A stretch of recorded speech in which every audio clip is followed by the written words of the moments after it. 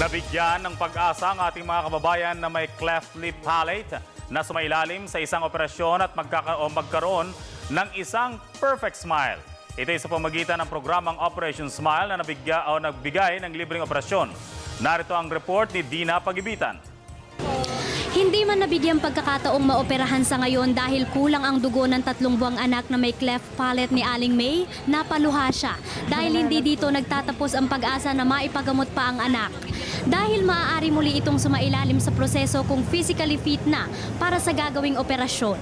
Samantala magkahalong saya at kaba naman ang naramdaman ni Aling Rosalie dahil hindi na muling iisipin kung saan kukunin ang mahigit 100,000 piso para lamang sa operasyon ng anak.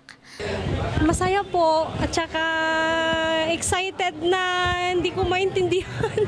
Parang kinakabahan.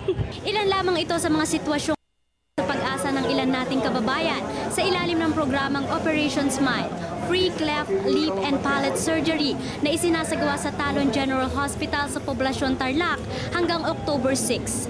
Maituturing na complete package ang nasabing medical mission.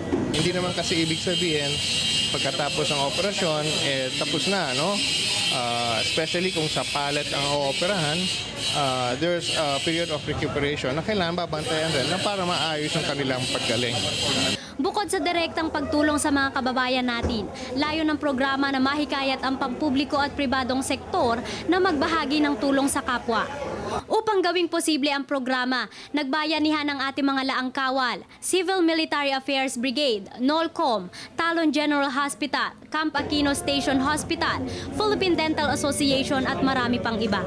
Naniniwala ang bawat kaisa sa programa na maiging magsama-sama para sa ikauunlad at ikalulusog ng pamayanan. Talagang pagkatapos sa operasyon, may mga kamag-anak umiiyak sa tuwa. Tapos ibang bata kasi, pagka may mga cleft talaga, ayaw nang pumasok sa eskwela. Ang trust ng ating kapunuan is to win the mind of the people. Hindi na gaya noon na search and destroy. Binigyang diin din dito ang halaga ng kontribusyon ng ating mga reservist, hindi lamang sa medical kung hindi sa lahat ng aspeto tulad ng climate change. Ito po yung bagong gerang haharapin natin, climate change. And we will need the cooperation of the civilian sector, especially the reservists. Inorganize ito upang sila ay matulungan at maramdaman nila naman talaga na ang mga reservists ay mayroong ganyang concern sa kanila. Sa bansang papaunlad pa lamang, dapat na alam natin kung paano magtulungan. Hindi ba't mas masarap mabuhay kung may ngiti tayong kayang ialay sa ating kapwa? Para sa Telebisyon ng Bayan, ako si Dina Pagibitan.